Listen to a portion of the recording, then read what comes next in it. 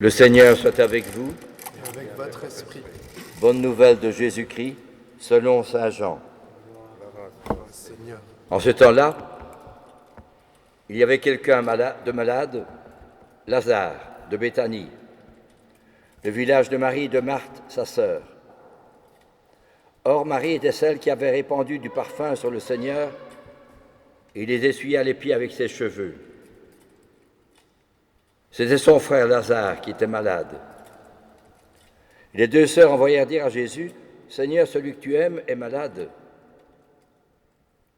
Alors Jésus leur dit, « Cette maladie ne conduit pas à la mort, elle est pour la gloire de Dieu, afin que par elle le Fils de Dieu soit glorifié. » Jésus aimait Marthe et sa sœur ainsi que Lazare. Quand elle apprit que celui-ci était malade, il demeura 2 jours encore à l'endroit où il se trouvait. Après cela, il dit aux disciples, « Revenons en Judée. » Les disciples lui dirent, « Rabbi, tout récemment, les Juifs là-bas cherchaient à te lapider, et voilà que tu y retournes. » Jésus répondit, « N'y a-t-il pas 12 heures dans une journée? Celui qui marche pendant le jour ne trébuche pas, parce qu'il voit la lumière de ce monde. Mais celui qui marche pendant la nuit trébuche, parce que la lumière n'est pas en lui. » Après ces paroles, Jésus ajouta, « Lazare, notre ami, s'est endormi, mais je vais aller le tirer de ce sommeil. » Les disciples lui dirent alors, « Seigneur, s'il est endormi, il sera sauvé. » Mais Jésus avait parlé de la mort. Eux pensaient qu'il parlait du repos du sommeil. Alors Jésus leur dit ouvertement, « Lazare est mort. Et je me réjouis d'avoir pas été là, afin, à cause de vous, pour que vous croyiez. Mais allons auprès de lui. » Thomas, appelé Didyme, c'est-à-dire jumeau, dit aux autres disciples, « Allons-y, nous aussi, pour mourir avec lui. » À son arrivée, Jésus trouva Lazare au tombeau depuis 4 jours déjà, et comme Béthanie était tout près de Jérusalem, à une distance de 15 stades, c'est-à-dire une demi-heure de marche environ, beaucoup de Juifs étaient venus réconforter Marthe et Marie au sujet de leur frère. Lorsque Marthe apprit l'arrivée de Jésus, elle partit à sa rencontre, tandis que Marie restait assise à la maison. Marthe dit à Jésus, « Seigneur, si tu avais été là, mon frère ne serait pas mort. Et maintenant encore, je le sais, tout ce que tu demanderas à Dieu, Dieu te l'accordera. » Jésus lui dit, « Ton frère ressuscitera. » Marthe reprit, « Je sais qu'il ressuscitera à la résurrection au dernier jour. » Jésus lui dit, « Moi, je suis la résurrection et la vie. Celui qui vit et croit en moi, même s'il meurt, vivra. Et quiconque vit et croit en moi ne mourra jamais. Crois-tu cela? » Elle répondit, « Oui, Seigneur, je le crois. Tu es le Christ, le Fils du Dieu vivant, celui qui vient dans le monde. » Ayant dit cela, elle partit appeler sa sœur Marie. Elle lui dit tout bas, « Le Maître est là, il t'appelle. » Marie, dès qu'elle l'entendit, se leva rapidement et alla rejoindre Jésus. Il n'était pas encore entré dans le village, mais il se trouvait toujours à l'endroit où Marthe l'avait rencontré. Les Juifs qui étaient à la maison avec Marie et la réconfortaient, la voyant se lever et sortir si vite, la suivirent. Ils pensaient qu'elle allait au tombeau pour y pleurer. Marie arriva à l'endroit où se trouvait Jésus, et dès qu'elle le vit, elle se jeta à ses pieds et lui dit, « Seigneur, si tu avais été là, mon frère ne serait pas mort. » Quand Jésus vit qu'elle pleurait et que les Juifs venus aussi pleuraient avec elle, Jésus fut saisi d'émotion et fut bouleversé. Et il demanda, « Où l'avez-vous déposé ?» Ils lui répondent, « Seigneur, viens et vois. » Alors Jésus se mit à pleurer. Les Juifs disaient, « Voyez comme il l'aimait. » Et certains d'entre eux dirent, « Lui qui a ouvert les yeux de l'aveugle, ne pouvait-il pas empêcher Lazare de mourir ?» Jésus, repris par l'émotion, arriva au tombeau. C'était une grotte fermée par une pierre.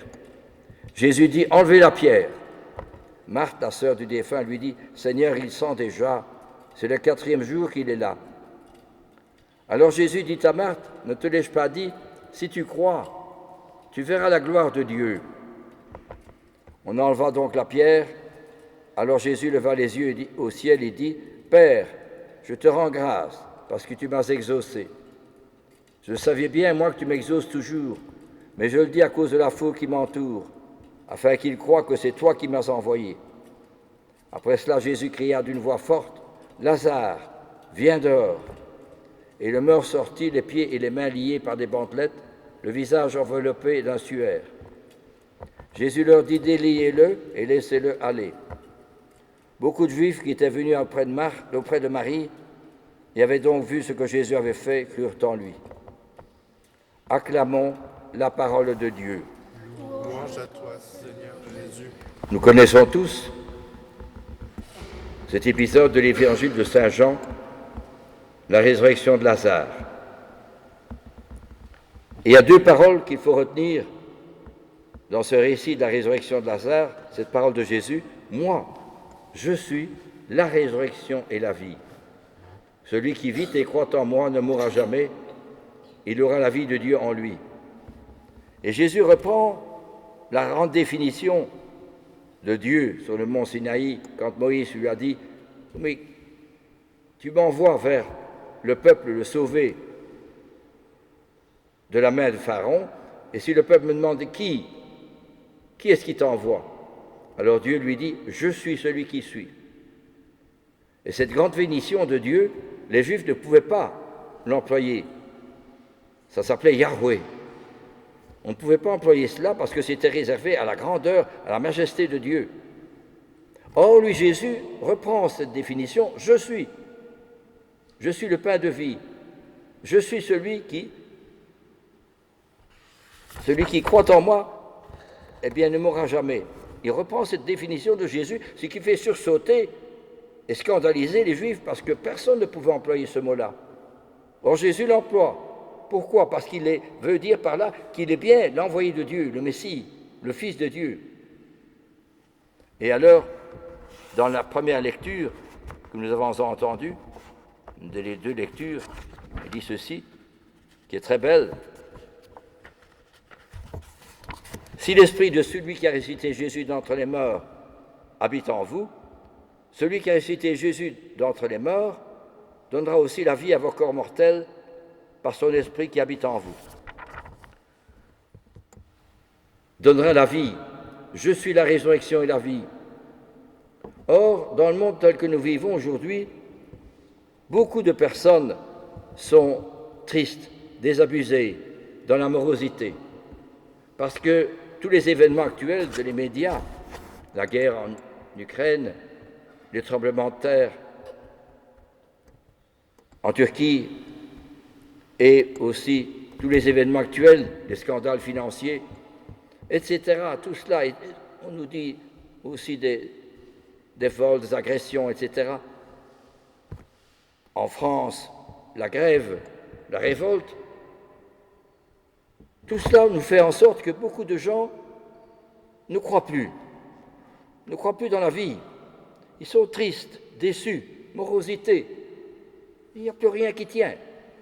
On est scandalisé, on est déçu. C'est la fin, on en a marre.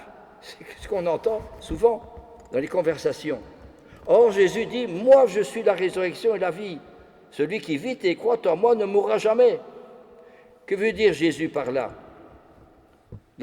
Pour la Bible, on peut très bien être mort, mais être vivant. Comme on peut très bien être vivant, bien, mais être mort. Pourquoi ? Parce que la vraie vie, pour la Bible, c'est le bon Dieu, l'amour du bon Dieu dans notre cœur. Et c'est ce que nous avons oublié trop souvent par la foi, par la prière.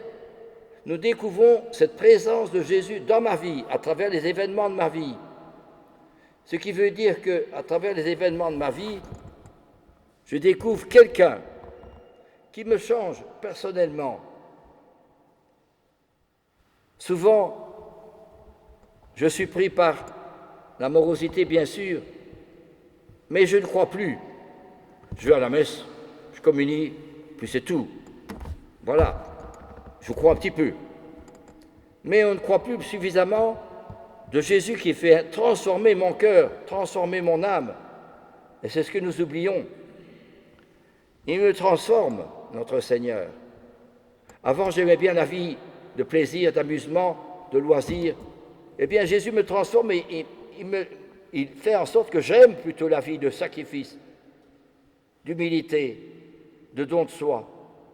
J'aimais bien la vie, le confort, la facilité, l'argent, les plaisirs. Eh bien, Jésus me donne au contraire le désir de la pauvreté, du sacrifice, du don de soi, d'une exigence de vie. Avant, j'aimais bien les plaisirs, j'aimais bien sortir, m'amuser, etc. Eh bien non, Jésus fait en sorte que je reste toujours à la même place et je prie. Et je découvre, voilà, c'est à ce même moment-là que je découvre une vie spirituelle. Et c'est ça qu'on a oublié, la vie spirituelle, la vie intérieure, de colloque, de dialogue entre Jésus et moi.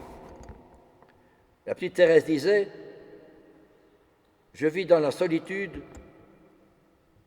de ce cœur à cœur avec Jésus. Et Charles de Foucault dira, je ne suis jamais moins seul que quand je suis seul. Tous les saints, vous pouvez lire la vie des saints, tous ont été transformés par notre Seigneur. Et ce que nous oublions, la foi, la prière et la Sainte Messe font en sorte que je suis transformé par le Christ. Le propre de l'Eucharistie, le pain ordinaire, il me change en mon corps, mais le pain eucharistique, je suis changé par le Christ. Ce n'est plus moi qui vis, c'est le Christ qui vit en moi. Vous comprenez? Que le Christ habite dans vos cœurs par la foi, enraciné dans l'amour, vous comprendrez avec tous les saints la largeur, la longueur, la profondeur de l'amour du Christ qui surpasse toute connaissance, afin que vous soyez remplis de toute la plénitude de Dieu, dit saint Paul. C'est ça que ça veut dire. Vous lisez la vie des saints, vous ne rencontrerez pas autre chose, qu'ils ont été transformés au plus profond d'eux-mêmes par le Christ. C'est ça que ça veut dire. Alors, voyez-vous, à la Sainte Messe, le prêtre dit les paroles consécratoires. Et quand je communie, bien sûr, on dira « Seigneur, aidez-moi dans ma santé, aidez-moi pour ceci, aidez-moi pour cela », peut-être. Mais ce qui est le plus important, c'est que Jésus veut me changer en lui. Jésus a soif de revivre sa propre vie à travers moi. Et la vie que je mène, ce n'est plus ma vie à moi avec mes idées, mes intentions, mes raisonnements, mes activités. Non, c'est sa vie à lui que je vis dans ma vie ordinaire. C'est ce que nous oublions et nous n'en faisons plus assez d'expérience, que c'est Jésus qui m'a transformé et qui me demande de vivre cette vie-là. Je n'ai pas envie de vivre cette vie-là. Si j'étais moi-même, je dis non, je veux rejoindre le monde, la facilité, le confort, les voyages, les vacances, etc. Non, Jésus me demande justement la verticalité, le sacrifice, le don de soi, la prière, longtemps devant un sacrement. Et là, je ne sais plus changer, parce que je suis habité, je suis transformé. Cette vie spirituelle avec le Christ me donne une force, une étendue, une volonté, un courage que je n'avais pas avant, et qui fait en sorte que c'est plus ma vie à moi, c'est sa vie à lui qui passe à travers les événements de ma vie. Et c'est ce que nous avons oublié. Je peux vous donner des explications et des faits que j'ai vécus. C'est extraordinaire. Ça, c'est magnifique. Et c'est cela que nous avons peut-être trop souvent oublié. Si l'esprit de celui qui a ressuscité d'entre les morts habite en vous, celui qui a ressuscité d'entre les morts donnera aussi la vie à vos corps mortels par celui qui habite dans vos cœurs. Je suis la résurrection et la vie. Celui qui vit et croit en moi ne mourra jamais, mais il aura la vie de Dieu en lui. Lisez la vie des saints, vous ne trouverez pas autre chose. Don Bosco s'est occupé pas mal de pauvres, etc., et de jeunes abîmés. À l'époque, à la fin du XIXe siècle, c'était terrible. Eh bien, Don Bosco aurait pu se dire non, je ne saurais plus. Mais il n'en pouvait plus, hein. Il était tellement livré à tout. C'est l'esprit du Christ qui habite en lui. Comprenez cela. Et c'est pour cela qu'il y a eu des miracles dans la vie des saints. Parce que ce n'est pas eux, c'est le Christ qui faisait en sorte qu'ils continuaient à vivre. C'est extraordinaire. Et je peux vous donner des exemples, je n'aime pas parler de moi, mais des exemples magnifiques de la présence du Christ qui transforme ma vie, qui m'illumine, qui me rend vraiment tout à fait différent de ce que j'étais avant, parce que c'est le Christ qui vit en moi. C'est ce que nous avons oublié. Il y a un phénomène d'osmose, un phénomène de transformation. C'est plus moi qui vis, c'est le Christ qui vit en moi. Voyez-vous ? Bien, je pense, sœur Emmanuelle, qui avait, je crois, presque 60 ans quand elle a décidé d'aller habiter au Caire. À 60 ans, c'est pas possible. Et pourtant, elle l'a vécu au Caire pendant plusieurs années, dans les bidonvilles, avec les rats, avec les pauvres, etc. Elle avait toujours le sourire. Et quand vous l'entendiez, elle était une bombe atomique, hein, pleine de joie, pleine d'enthousiasme, pleine de foi.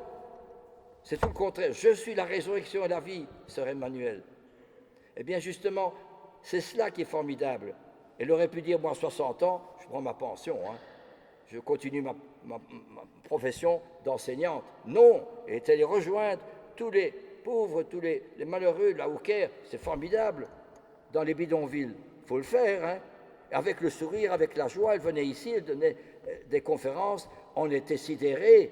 Quand on l'écoutait, c'était une bombe atomique de joie, de vie, d'exaltation, de dynamisme, d'enthousiasme. Voyez-vous ? Eh bien, c'est cela, justement, le Christ. C'est le Christ qui continue à travailler à travers les saints, sa propre vie. C'est ce que nous avons oublié. Mais ça ne veut pas dire qu'il faut que nous fassions peut-être comme sœur Emmanuel. Mais je peux me trouver tout seul dans ma cuisine, ou tout seul chez moi. Ma famille m'a abandonné, etc. Parce qu'ils sont aux quatre coins du monde, ou bien dans une maladie. Eh bien, à ce moment-là, si vraiment je prie, je peux soulever le monde. Thérèse de Lisieux, qui n'a rien fait d'extraordinaire, on disait qu'on pourra bien dire d'elle, elle n'a rien fait de valable, hein. Elle n'a pas fait des conférences, elle n'a pas fait des miracles, rien du tout, rien, c'est zéro. Et cependant, quelques années après, je crois que c'est 15 ans après, au Vatican, 500 000 personnes sont venues acclamer Thérèse. Et des conversions qui s'est passées. Un pasteur protestant a lu la vie de Thérèse, il a décidé d'aller habiter à Lisieux. Il était transformé, voyez-vous. C'est cela que nous avons oublié. Tous les saints transforment, illuminent, transfigurent. Voilà le sens de les vraies paroles. Je suis la résurrection et la vie. Celui qui vit et croit en moi ne mourra jamais. Il aura la vie de Dieu en lui. Cet enthousiasme, ce dynamisme, cette foi, ce courage extraordinaire de la foi du Christ en soi, c'est ce que nous avons oublié. Ce n'est plus moi qui vis, c'est le Christ qui vit en moi. Ah, frères et sœurs, il nous faut retrouver la foi des saints. Quand il m'arrive, avec des problèmes de jeunes, c'est compliqué, vous savez, eh bien, je relis une vie de saint. Je suis transformé, hein. Je dis, comment est-ce qu'ils y arrivent? Que c'est beau, que c'est beau. C'est tout le contraire, aujourd'hui il pleut, mais la vie des saints, c'est le soleil, hein. C'est la lumière, c'est l'éclatement de la joie, voyez-vous. Et c'est cela qui fait du bien. Eh bien, vraiment, nous avons tellement besoin. Je suis la résurrection et la vie. Celui qui vit et croit en moi aura la vie de Dieu en lui. Et l'Eucharistie, c'est je suis transformé par le pain eucharistique. Je deviens un autre Christ. Ce qui fait que les saints, quand ils communiaient, eh bien, ils restaient une demi-heure, une heure après la messe, et ils étaient transfigurés. Le Christ est là. Il est pénétré, illuminé, transfiguré par le Christ. Voyez-vous, c'est cela qu'il nous faut, frères et sœurs. Et l'avenir de l'Église repose là, sur cette expérience de saints qui ont été transformés, transfigurés, illuminés par le Christ. Et c'est cela qu'il nous faut. Puissions-nous retrouver cette foi des saints, cet enthousiasme des saints, ce phénomène de Pâques qui fait en sorte qu'on passe de la mort à la vie, de l'égoïsme au don de soi, de la tristesse à la joie. Eh bien, puissions-nous, frères et sœurs, retrouver ces paroles magnifiques de notre Seigneur. Je suis la résurrection et la vie. Celui qui vit et croit en moi ne mourra jamais. Amen.